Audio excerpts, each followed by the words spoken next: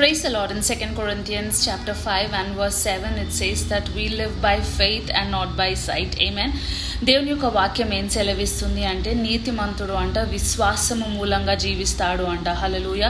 చాలాసార్లు మనం ఏం చేస్తాము అంటే మన పరిస్థితుల్ని బట్టి మన విశ్వాసాన్ని మనం బేస్ చేసుకుంటాము.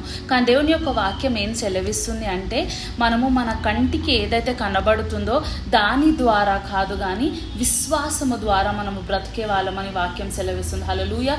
So today I want to encourage you all. మీ కంటి ముందు ఏ రీతిగా మీ పరిస్థితులు ఉన్నాయో నాకు తెలియదు, మీ కంటి ముందు ఏ రీతిగా మీకు ఇబ్బందులు ఇరుకులు ఉన్నాయో నాకు తెలియదు, కానీ దేవుని యొక్క వాక్యం మాత్రం ఏం సెలవిస్తుంది అంటే మీరు పరిస్థితులను చూసి మీ యొక్క జీవితాన్ని ముందుకు తీసుకొని వెళ్ళొద్దు, కానీ దేవుని యొక్క వాక్యము పైన మీరు ఎప్పుడైతే విశ్వాసము పెట్టుకుంటారో వాక్యం ఏం సెలవిస్తుంది అంటే ఆ విశ్వాసము ద్వారా మనము జీవిస్తాము అని సెలవిస్తుంది. Hallelujah. So do not be discouraged looking at your situations, but be encouraged by looking at the word of God, for it will give you life to sustain everything that is happening. Amen. God bless you.